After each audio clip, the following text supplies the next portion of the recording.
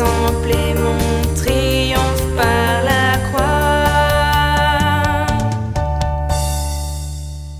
Peuple de Dieu, lève tes yeux, ton roi s'avance au milieu des cris de l'histoire. Il a vaincu, la mort n'est plus. Jésus est vivant, il est couronné de gloire. Car le Seigneur Dieu règne à jamais. Le salut qu'il nous donne est parfait. Réjouissons-nous, soyons dans l'allégresse. Nous voyons s'accomplir la promesse.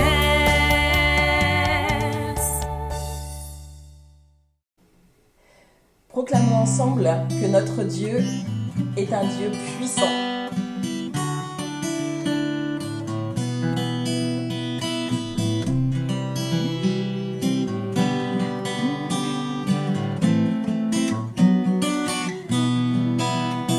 Car Dieu est un Dieu puissant, il règne de son sein lieu avec sagesse, amour, oui, Dieu est un Dieu puissant. Car Dieu est un Dieu puissant, il règne de son sein lieu avec sagesse, amour, oui, Dieu est un Dieu puissant. Car Dieu est un Dieu puissant, il règne de son sein lieu avec sagesse, amour, oui, Dieu est un Dieu puissant. Car Dieu est un Dieu puissant, il règne de son sein lieu avec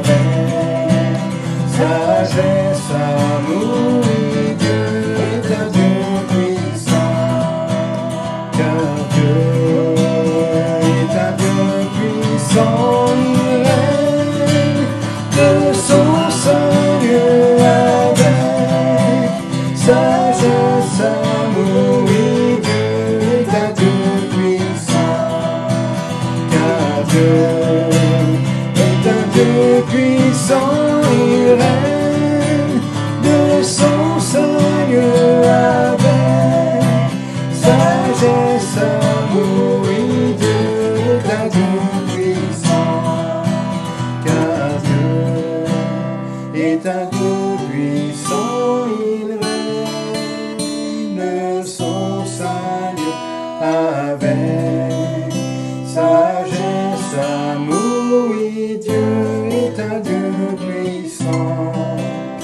Oui, Dieu est un Dieu puissant.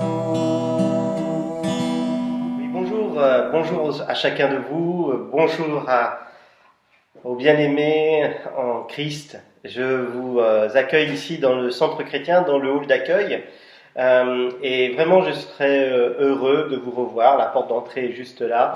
Prochainement, nous pensons tous et nous prions pour le déconfinement qui est programmé maintenant. Mais prions pour qu'il n'y ait ni deuxième vague, ni troisième vague, mais que nous soyons aussi tous protégés. Prions pour nos médecins, prions pour nos hommes politiques aussi qui ont fort à faire en ce moment.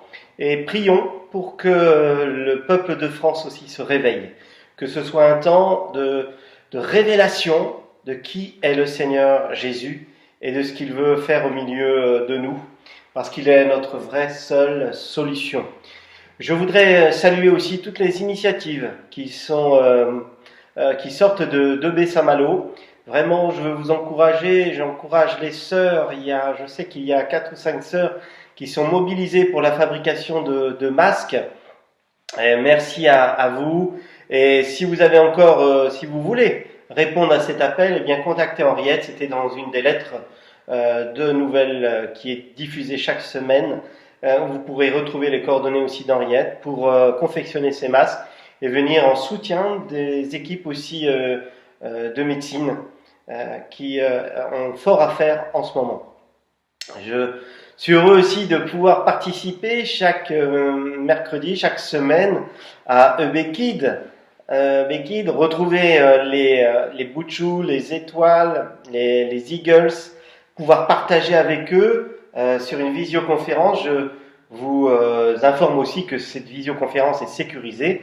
C'est avec Zoom, qui avait des problèmes de sécurité auparavant, mais qui aujourd'hui a toutes les ressources nécessaires pour être en sécurité. Donc n'hésitez pas à nous rejoindre lorsqu'on vous envoie la vidéo, l'invitation pour la visioconférence. Vous pouvez aussi nous rejoindre donc le mardi soir pour la vidéo sur YouTube et ensuite la visioconférence. Nous sommes à chaque fois un bon nombre pour partager, prier ensemble. Et 40 minutes, c'est vraiment très court, ça passe très vite. Une fois que nous avons vécu ce temps où nous voyons, nous partageons, nous prions, on a l'impression que c'était passé en 5 minutes. Donc ne manquez pas ce moment. Chaque dimanche aussi, vous nous retrouvez sur la chaîne YouTube, comme là vous le faites. N'oubliez pas aussi de soutenir votre église locale. Donc vous avez aussi la possibilité de nous envoyer un virement via le RIB ou bien un chèque à EB Saint-Malo et puis vous recevrez donc en échange aussi un reçu fiscal. Je sais que notre trésorière les a tous préparés, que si vous en avez besoin, il suffit de la contacter, elle vous l'enverra par mail. Ne manquez pas ce reçu fiscal qui est important. C'est offert à l'église. C'est une façon aussi de pouvoir au moins déclarer aux impôts et de pouvoir donner à son église locale et pouvoir la soutenir.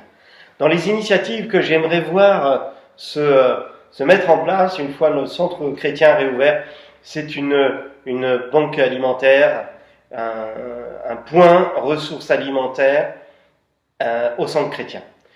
Combien sont en difficulté aujourd'hui pour s'alimenter parce que le travail manque, parce qu'il y a plein de raisons difficiles en ce moment. Et je pense qu'après, il y aura aussi des besoins. Donc j'aimerais que lorsqu'on revient au centre chrétien, on revient aussi avec quelques sacs et des produits alimentaires de base comme la farine, le riz, le sucre, les boîtes de conserve, avec des DLC longues, afin de constituer ici une ressource pour aider et soutenir ceux qui ont des besoins dans notre communauté. Je voudrais prier avec vous et puis vous inviter à rester jusqu'au bout où notre sœur, pour terminer ce temps de culte, nous emmènera dans la prière. Donc ne manquez pas ça. Seigneur Jésus, nous te remercions parce que tu es là.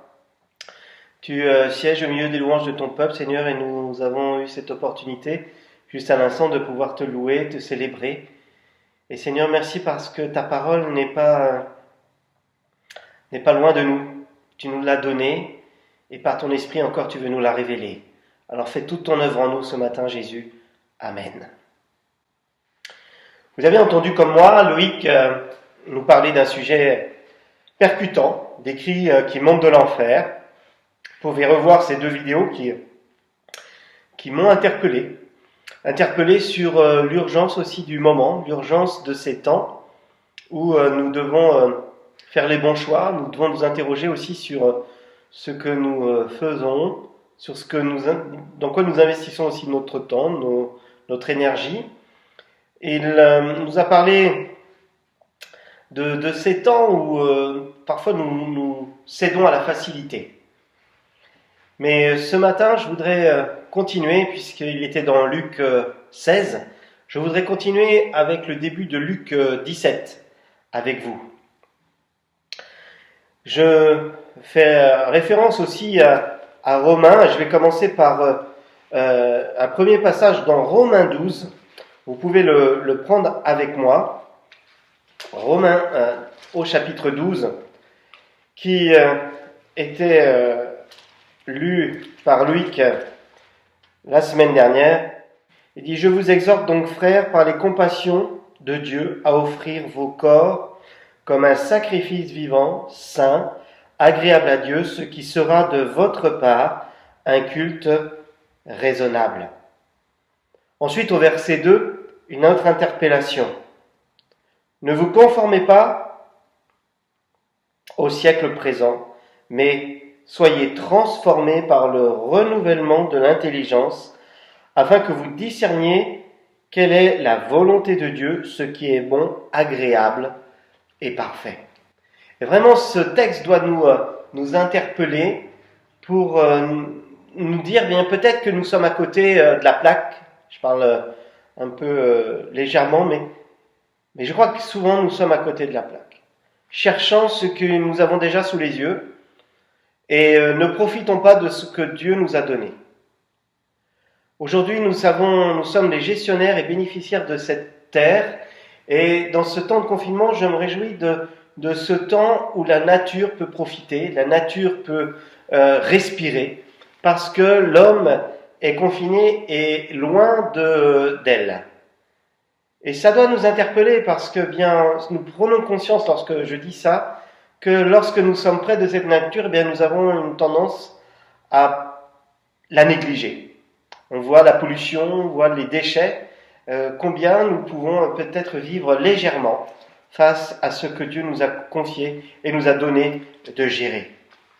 Un autre passage, et je vous invite à lire dans Jacques 1 au verset 22, c'est pour vous faire une petite piqûre de rappel de certains passages que notre frère Loïc nous a lus ces temps derniers. Dans Jacques 1 au verset 22, il nous disait que Jacques était quelqu'un qui était un peu direct et qui, parfois nous heurtait, mais je crois que c'est dans la bonne direction afin de faire ce qui est bon, agréable et parfait, de plaire à Dieu et pas aux hommes. Mettez en pratique la parole, ne vous bornez pas à l'écouter en vous trompant vous-même par de faux raisonnements. Car si quelqu'un écoute la parole et ne la met pas en pratique, il est semblable à un homme qui regarde dans un miroir son visage naturel et qui, après s'être regardé, s'en va et oublie aussitôt comment il était. Mais celui qui aura plongé les regards dans la loi parfaite, la loi de la liberté, et qui aura persévéré, n'étant pas un auditeur oublieux, mais se mettant à l'œuvre, celui-là sera heureux dans son activité. Amen. J'aimerais qu'on puisse réfléchir ensemble sur cet l'après-confinement. Nous allons nous retrouver et des questionnements émergent dans nos têtes. Comment allons-nous reprendre les choses? C'est ce que nous avons partagé en visioconférence mardi dernier. Comment allons-nous reprendre? Comment allons-nous vivre après? Eh bien, j'espère que nous allons garder en tête ce passage de Jacques 1, versets 22, 23, 24, qui nous invite à vraiment pratiquer la parole de Dieu. J'espère que nous allons nous retrouver ensemble avec un élan nouveau, un élan, je dirais, d'urgence pour se retrouver, non pas pour parler des choses futiles, mais vraiment autour de la prière et chercher à plaire à Dieu et à lui obéir à ses instructions qui sont dans sa parole. Je reviens à Luc 16, donc Loïc s'est appuyé sur ce passage où nous voyons des paraboles, mais nous allons continuer avec Luc 17, le premier verset, les 4 premiers versets, où je vais vous emmener vers une demande des disciples. Une demande cruelle des disciples qui vont s'adresser à Jésus pour pouvoir dépasser leurs limites. On va le lire ensemble. Luc 17 au verset 1, Jésus dit à ses disciples, « Il est impossible qu'il n'arrive pas des scandales, mais malheur à celui par qui il arrive. » C'est impossible de ne pas être en désaccord, Jésus le dit lui-même. C'est impossible qu'il n'y ait pas de scandale, même parmi nous, mais malheur à celui par qui il arrive. Parce que c'est un reflet, c'est une réalité de son cœur.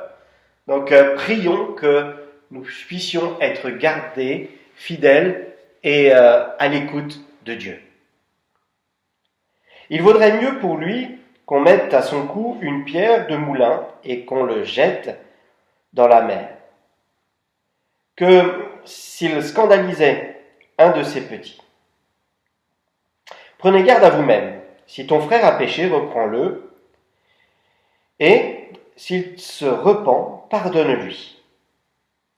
Et s'il a péché contre toi 7 fois dans un jour, et que 7 fois il revienne à toi, disant « Je me repens », tu lui pardonneras.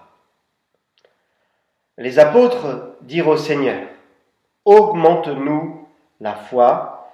Et le Seigneur dit « Si vous aviez de la foi comme un grain de sénévé, vous diriez à ce sycomore, déracine-toi et plante-toi dans la mer, et il vous obéirait. »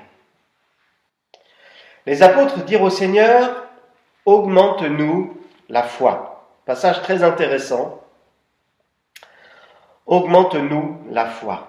Et le Seigneur dit « Si vous aviez de la foi comme un grain de sénévé, vous diriez à ce sycomore, déracine-toi, jette-toi dans la mer. » Vraiment une réponse étonnante. À un cri du cœur. Je crois que là, les disciples ont ce cri du cœur pour que le Seigneur leur vienne en aide. Beaucoup de chrétiens voudraient avoir une plus grande foi, et j'ai souvent entendu des messages sur la foi, « Seigneur, augmente notre foi ». Même moi, j'ai fait cette prière parce que j'ai vu des fois que j'étais faible et j'ai demandé au Seigneur vraiment qu'il augmente ma foi, qu'il augmente ma capacité à croire que les choses peuvent changer, que l'Église puisse avancer, que les âmes soient arrachées à une destination terrible. Et j'ai fait cette prière. D'une foi qui touche les aspects de la vie, qui donne plus de puissance aussi au témoignage et au service. Et c'est un bon désir que les disciples ont eu. Alors la question que je me suis posée, c'est est-il possible d'avoir un peu la foi ? Certains diront, la foi ne peut pas être augmentée, ou bien on l'a, ou bien on ne l'a pas. Mais ce n'est pas possible d'avoir un peu la foi. Sinon, ce serait, on serait un peu sauvé. Et là, c'est pas possible. On n'est pas un peu sauvé. Alors, je voudrais distinguer avec vous quelques sens de ce mot foi. La foi, c'est d'abord croire au Seigneur Jésus et croire qu'il est le Fils de Dieu, croire qu'il m'aime au point d'avoir donné sa vie pour moi, croire qu'il a subi à ma place le jugement de Dieu contre moi parce que parce que j'ai péché, je suis racheté, mais parce que je pêche encore, et croire qu'il me donne la vie éternelle. Crois au Seigneur Jésus, et tu seras sauvé. Voilà ce que nous devons garder en arrière-plan. Crois au Seigneur Jésus, et tu seras sauvé. Acte 16, au verset 31. Cette foi qui sauve, on l'a à 100%, chers frères et sœurs. Nous l'avons à 100%. Si vous voyez avancer le bras, c'est parce que je réactive mon écran, pour mieux vous voir. Cette foi qui sauve, on l'a à 100% ou on ne l'a pas du tout.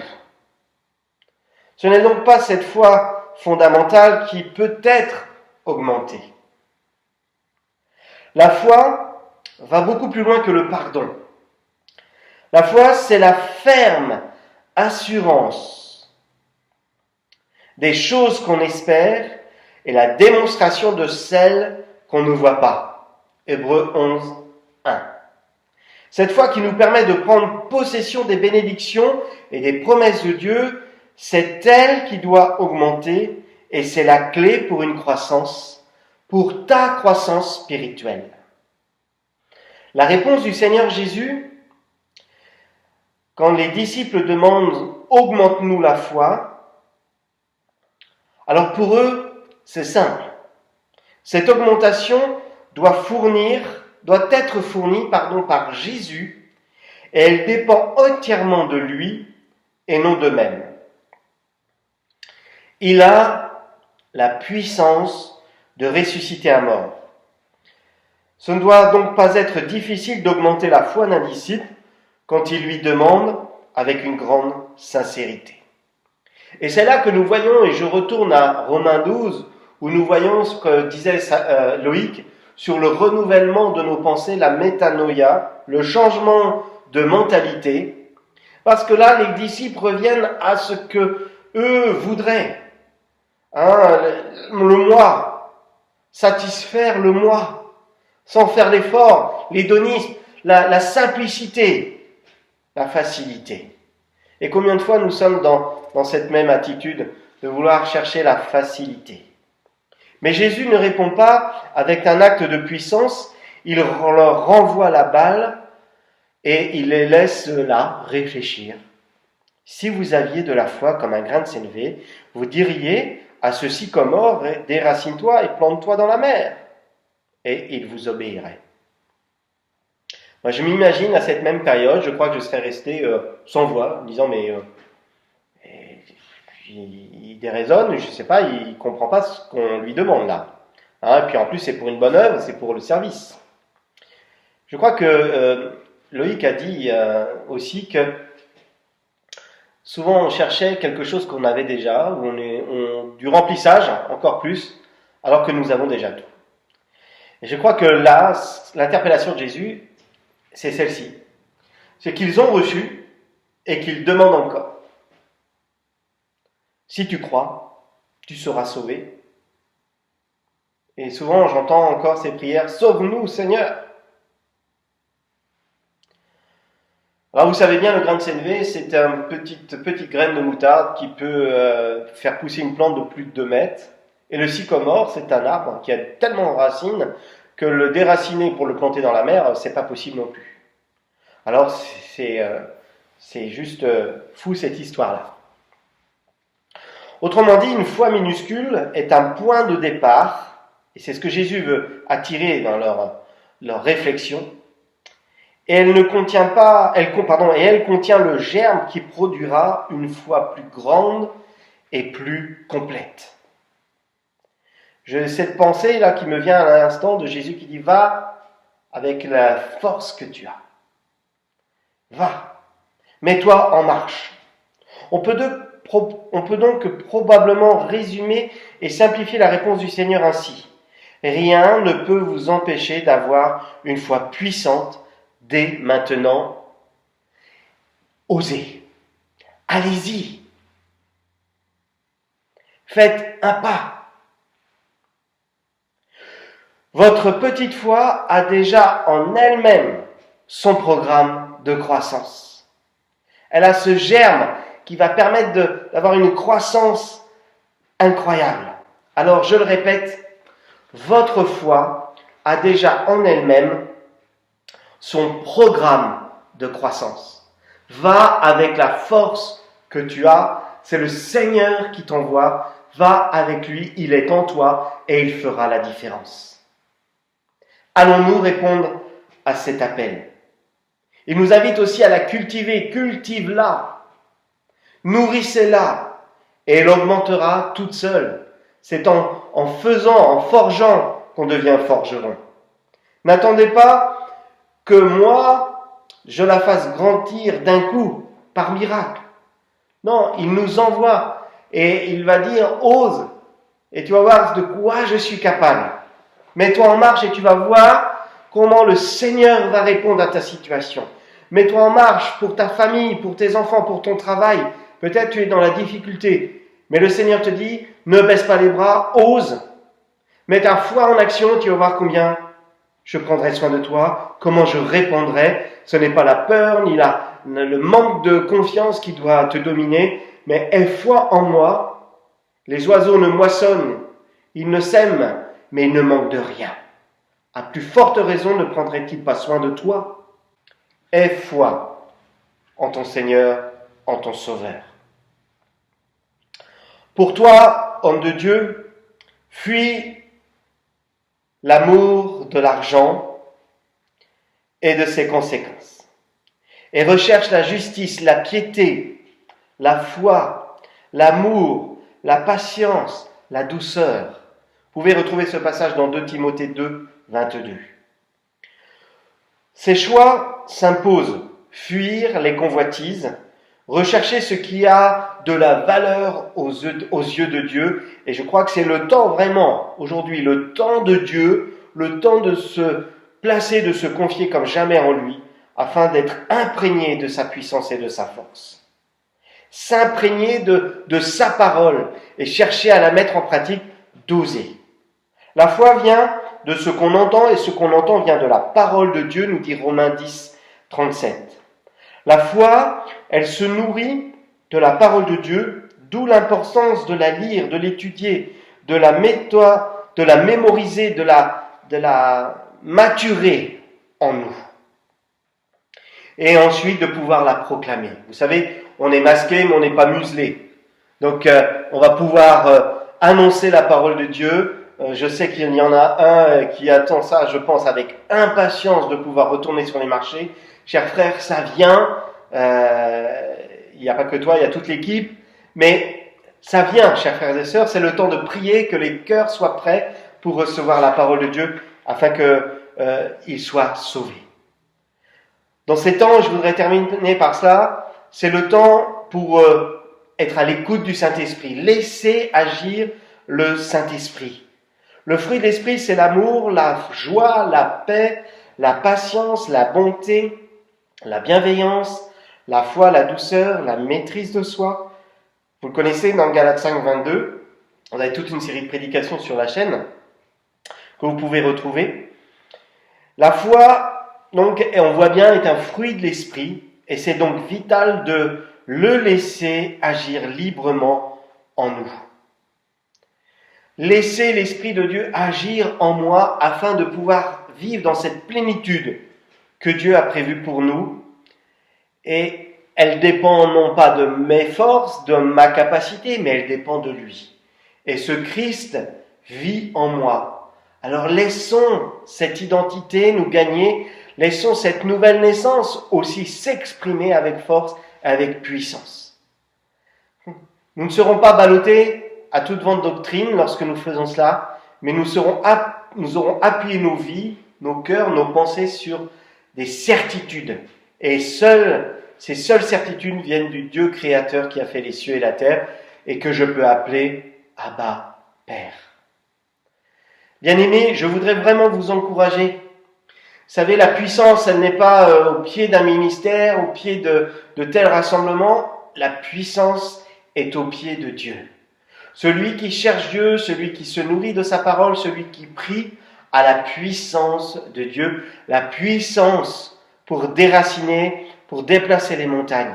Il a la puissance de la foi alimentée par Dieu lui-même. Alors, je voudrais vous inviter, chers frères et sœurs, à garder une conscience pure. Le but de cette recommandation, c'est un amour venant d'un cœur pur, d'une bonne conscience et d'une foi sincère. Sans hypocrisie, 1 Timothée 1,5. Une foi sincère, sans hypocrisie. Gardant une foi et une bonne conscience. Une bonne conscience, quelques-uns l'ont perdue et ils ont fait naufrage par rapport à la foi. Parce qu'il y a eu des déceptions, parce qu'il y a eu des peines, parce qu'il y a eu peut-être aussi la maladie, et ils se sont découragés, et nous avons besoin les uns des autres pour que nous gardions la foi jusqu'au bout. Refuser l'hypocrisie, c'est maintenir une claire distinction entre ce qui est bien et ce qui est mal. Tu sais ce qui est bien et ce qui est mal. Tu sais ce qui est juste et ce qui doit encore être réglé dans ta vie. Et aujourd'hui, je t'appelle à te placer devant Dieu, à venir devant lui avec un cœur repentant pour lui demander le secours et le pardon. Et si tu n'as pas encore fait la paix avec Jésus, c'est le moment.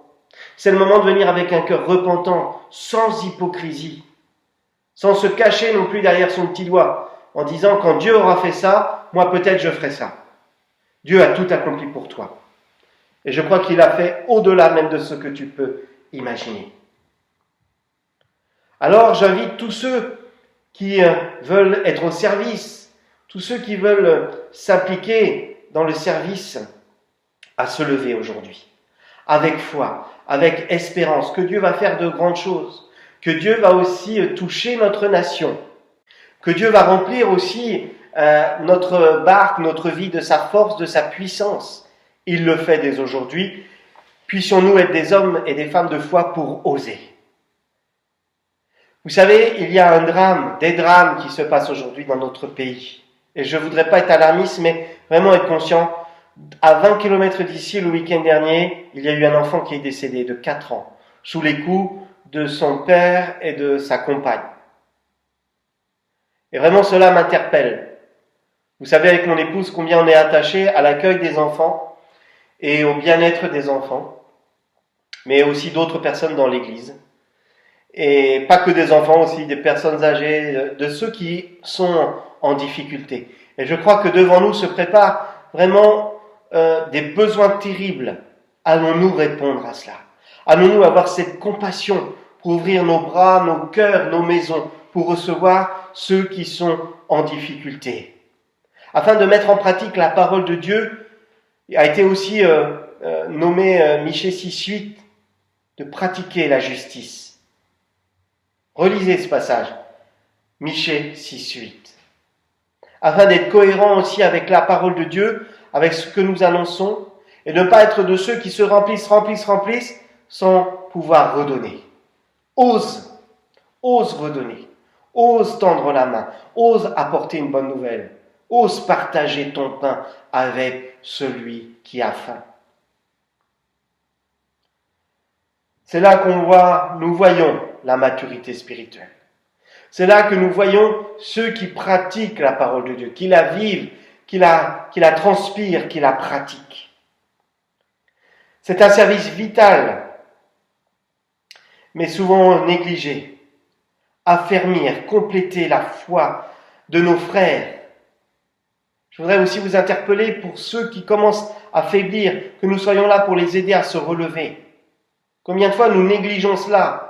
Nous écartons plutôt celui qui commence à peiner, à être fragilisé.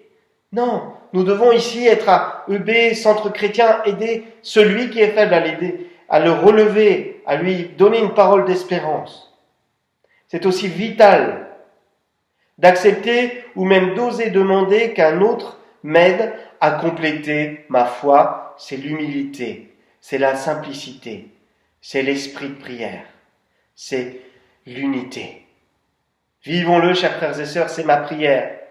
Dans ces temps où nous allons pouvoir réouvrir dans quelques temps, que nous puissions vraiment rentrer dans la foi qui s'attache à ceux qui sont appelés enfants de Dieu. Musclons-la, et les disciples ont fait aussi une demande au Seigneur Jésus. Ils lui ont demandé, enseigne-nous comment nous devons prier. Et là, Jésus leur a dit, leur a expliqué, leur a fait cette prière. Et j'aimerais pour terminer vous dire que j'ai vraiment à cœur de prier pour chacun de vous, que vous soyez là, trouvés dans la foi et dans l'espérance. Jésus est avec nous et il ne fera jamais défaut. Restons attachés à lui. Ce matin, je t'invite vraiment à la prière. Sur le bas de l'écran, vous avez l'adresse mail de l'église ebsaint-malo@gmail.com. Si vous avez des besoins, si vous avez des versets, si vous avez des témoignages, faites-nous le parvenir. Si vous avez besoin, il y a Geneviève aussi qui est prête à vous aider. Vous pouvez retrouver aussi son adresse sur une des dernières lettres que nous avons, au tout début des lettres que nous avons envoyées. Si vous avez besoin pour aller chercher des courses, pour aller chercher des masques, sollicitez-la, elle sera heureuse. Si vous êtes prêt à vous engager pour des masques, sollicitez Henriette. Si vous voulez prier avec nous, envoyez-nous un mail et nous prierons ensemble. Si vous voulez nous rejoindre pour les vidéoconférences, rejoignez-nous et nous partagerons avec vous. ebsaintmalo@gmail.com. Si vous ne recevez pas encore les mails de l'église, envoyez à cette adresse un petit mot et vous allez les recevoir. Mais en cet instant, je vais vous appeler à la prière et je vais demander à Malika. Merci Malika de nous emmener dans cette prière que Jésus a enseignée à ses disciples. Je vous dis à bientôt, bien-aimés, que Dieu vous bénisse. Nous prions les uns pour les autres, vous me manquez. À bientôt. Notre Père céleste, que la sainteté de ton nom soit respectée, que ton règne vienne, que ta volonté soit faite sur la terre comme au ciel. Donne-nous aujourd'hui notre pain quotidien. Pardonne-nous nos offenses, comme nous aussi nous pardonnons à ceux qui nous ont offensés. Ne nous expose pas à la tentation, mais délivre-nous du mal, car c'est à toi qu'appartiennent, dans tous les siècles, le règne, la puissance et la gloire. Amen.